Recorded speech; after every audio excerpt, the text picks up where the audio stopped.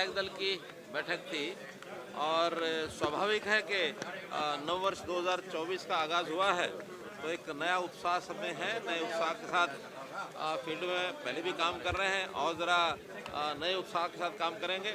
मुख्य रूप से आज जो हमारी यात्रा चल रही है, जो हमारा विकसित भारत संकल्प यात्रा, उस विकसित भारत संकल्प यात्रा में लगभग 60% गांव और वार्ड ये कवर हो गए हैं, 40% बचे हैं। 25 जनवरी तक वो सब ठीक से कंप्लीट हो जाए और उसकी एक रिपोर्टिंग सब की गई है और सब लोगों ने कहा कि हाँ बहुत अच्छा चल रहा है। सब जगह के जो काम हैं कई तो हाथ हो रहे हैं और जो काम हाथ नहीं होते उनकी एप्लीकेशन लेकर के, उनके डिमांड लेकर के वो सब पहुँचते हैं, वो सब हमारे यहाँ आते हैं। और दूसरा, हरियाणा में हमने गौ सेवा आयोग के माध्यम से जो राशि दूसरी किस्त अब भेजी जा रही है, हमने ये कहा कि सब लोगों को उन फंक्शंस में, गौ सेवा आयोग के फंक्शन, एनिमल हस्बेंड्री के जो फंक्शन है उसमें सबको उपस्थित रहना चाहिए। और एक किस्त पहले मई में भेज दी थी, दूसरी किस्त अभी जनवरी में मकर संक्रांति तक चली जाएगी ताकि गौशालाओं को चारा आदि खरीदने के लिए आवश्यकता जो होती है उसकी पूर्ति हो सके। और नई गौशालाओं के बारे में मैंने कहा है कि कुछ जगह जो हमारे बेसहारा पशुधन सड़कों पर घूमता है, इधर उधर कहीं खुला घूम रहा है, खेतों में नुकसान वो करते हैं, उनके लिए नई गौशालाएँ, गांव के अंदर ज़मीन जहां कहीं गोचरांत की है उसको लेकर के और कुछ संस्थाएं उसमें आगे आएँ ताकि नई गौशालाएं खोल करके और इस विषय पर हम हरियाणा में ये सारी जो तकलीफ है लोगों की इसको दूर कर सकें। राशि में ट्रक चालक हड़ताल पर है, सर पेट्रोल डीजल की कमी हो चुकी है। आज हरियाणा में खेल विभाग के अधिकारियों के साथ सर कुछ निर्देश भी दिए गए सर आपकी तरफ से सर। देखिए, हमने विकास का जो अपना मॉडल बनाया उसमें एक एक चीज़ का एक मैपिंग करा करके उसको आगे बढ़ाते हैं। जैसे आपको ध्यान में होगा, हमने कहा था कि हर जिले में मेडिकल कॉलेज बनाएंगे, वो हमारा लगभग कंप्लीट हो गया है। अब तो केवल 2-3 जगह ऐसे हैं, शिलान्यास बहुत जल्दी करके उसको हम पूरा कर देंगे। कोई जिला वैसा नहीं बचेगा जिसमें कोई मेडिकल कॉलेज नहीं है। ऐसे ही दूसरा, हमने शिक्षा के अंदर ये किया था कि हर 20 किलोमीटर के अंदर एक कॉलेज, डिग्री कॉलेज होगा और वो भी अभी या प्राइवेट कॉलेज अथवा गवर्नमेंट कॉलेज, ये एक 20 किलोमीटर के अंदर सब जगह हो गया। कोई एरिया ऐसा बचा नहीं है।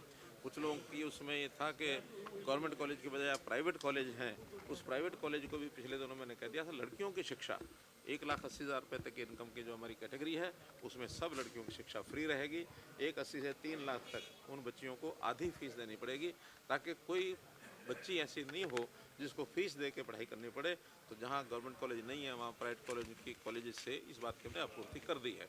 ऐसा आज स्पोर्ट्स डिपार्टमेंट की एक बैठक थी जिसमें हमने कहा कि हर 10 किलोमीटर के अंदर कोई ना कोई एक खेल का साधन वहाँ की डिमांड के हिसाब से या फिर उस इलाके में जो खेल प्रचलित है वहाँ आवश्यकता के हिसाब से, चाहे वो खेल डिपार्टमेंट का हो या रूरल डेवलपमेंट डिपार्टमेंट का हो, कोई छोटा बड़ा स्टेडियम ये ज़रूर होना चाहिए। सब जगह कोच पूरे होने चाहिए। 307 जगह ऐसी हैं अभी पूरे हरियाणा में 6,500 गाँव में से जहाँ 10 किलोमीटर के दायरे में कोई एक स्थान नहीं है। उसके लिए आज निर्देश दे दिए हैं कि जल्दी उसकी प्लानिंग बना करके उन 307 स्थानों को भी कवर करके और उसके बाद हम कह सकेंगे कि स्पोर्ट्स के नाते और हरियाणा में कोई ऐसा एरिया नहीं है 10 किलोमीटर का जहाँ कोई ना कोई खेल की सुविधा ना हो। जहाँ तक खेल नर्सरीज की बात है, अभी 1100 नर्सरीज चल रही हैं, डिमांड बहुत है। हमने उनके लिए भी कहा है कि जितनी डिमांड आती है, नया वर्ष जब आएगा उसमें बजट रख करके नर्सरीज ज़्यादा से ज़्यादा खोलेंगे ताकि सब नर्सरीज में 20 बच्चों की फीस और एक कोच, ऐसा ये, चाहे वो प्राइवेट स्कूल मांगेंगे, चाहे सरकारी स्कूल मांगेंगे अथवा प्राइवेट और सरकारी स्कूल न भी हों तो गांव के अंदर कोई इस प्रकार की सुविधा देने वाले जो आगे लगने वाले लोग हैं, खास करके जैसे कुछ क्लब्स होते हैं, पंचायतें हैं या फिर एक्स-सर्विसमैन हैं जो गांव में कोई ऐसी नर्सरी चला सकते हैं, तो जितनी ज़्यादा नर्सरी होंगी, कैच दम यंग की जो पॉलिसी है उसको लेकर के हम आगे बढ़ेंगे। सर, देश भर में ट्रक चालक हड़ताल पर है, लोगों को परेशानियां हो रही है, क्या अपील करना चाहेंगे? क्योंकि दूध सब्जी जो है वो बंद हो चुका है, पेट्रोल डीजल जो है वो पंपों पर खत्म हो चुका है। क्या देखिए, मुझे लगता है कि एक ट्रक के लोगों की जो डिमांड है कि जो नए कानून में एक प्रावधान किया गया है उसके कारण से जो पैनिक है वो नहीं रखना चाहिए। वो तो इसलिए है कि कहीं कई बार इस बात का जो लाभ उठा करके कुछ एक्सीडेंट करके, जानबूझ करके भी एक्सीडेंट चाहे करते होंगे तो भी दौड़ते थे, भागते थे, सज़ा उसमें कम थी, शायद 2 साल की सज़ा उसमें थी, तो अब उसमें कानून को थोड़ा सख्त किया गया, 10 साल की सज़ा। इसका ये अर्थ नहीं है कि अगर कोई किसी से गलती हो गई, चूक हो गई है तो उसमें प्रावधान उसमें नहीं होगा, उसमें प्रावधान उसके भी होंगे। अगर कहीं किसी प्रकार की लापरवाही होगी तो ये सज़ा जो है उसको पर लागू होगी। इसको बहुत ज़्यादा मुझे लगता है कि जहाँ तक मैं समझाऊँ उस कानून को, उसका ये अर्थ है फिर भी अगर कोई बातचीत हो तो बातचीत करके उस मामले को सॉल्व करेंगे। सर हरियाणा के अंदर क्या कुछ प्रावधान किए गए हैं ताकि लोगों को पेट्रोल और डीजल जो है वो मुहैया आसानी से अभी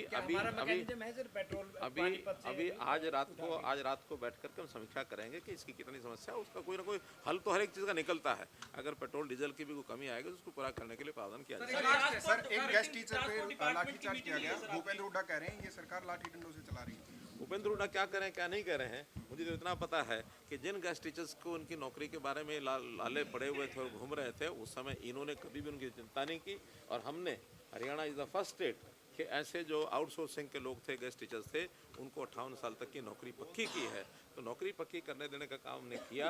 आज चुनाव के समय इस प्रकार की और नई नई बातें उठाएंगे तो मुझे लगता है कि ये कोई एटिकेट्स के नाते से भी अच्छा नहीं है। हमने उनकी नौकरी पक्की की है और केवल गेस्ट टीचर ऐसा है जो आउटसोर्सिंग में जिनकी पक्की की है, बल्कि गेस्ट टीचर्स की बात को देखते हुए अन्य कर्मचारी भी वैसा कर रहे हैं। हालांकि ये जो गेस्ट टीचर्स का प्रावधान किया गया था पक्की नौकरी का, इसको भी कुछ लोगों ने हाईकोर्ट में चैलेंज किया हुआ है। तो इसलिए ज़रा थोड़ा सा सावधानी से और सहजता से और धैर्य से काम करेंगे तो सच्ची सर इससे जुड़ा सवाल है कि भूपेंद्र सिंह हुड्डा आजकल चुनावी घोषणाएं भी कर रहे हैं, 6,000 रुपये पेंशन देंगे, 300 बिजली यूनिट फ्री देंगे, ओपीएस स्कीम लागू करेंगे, 100 गज के प्लॉट देंगे। घोषणाएं गोहाना रैली 2013 में उन्होंने बहुत की थी। अगर आपको कोई अखबार मिल जाए उस समय की और पन्ने आप उठा के देखेंगे तो 2013 में बहुत घोषणाएं की थी। वो कह रहे हैं कि 75 साल का हो गया हूँ, आखिरी बार टक्कर लेने के लिए तैयार हूँ। मैं कहता हूँ टक्कर क्या, वो अगर 75 साल के हो गए, प्रभु उनकी आयु लंबी करे, लेकिन ये सारे काम करने के लिए कोई एक व्यक्ति विशेष करता है ऐसा नहीं है। एक सिस्टम करता है, एक विचारधारा करती है। तो सिस्टम में उनके साथ और बहुत लोग हैं। अगर कांग्रेस को खड़ा करना है तो कांग्रेस में इतने सारे और बहुत लोग हैं, उन्हीं को क्या जरूरी टक्कर उन्हीं को लेनी है। कांग्रेस पार्टी इस नाते से आए ना मैदान में।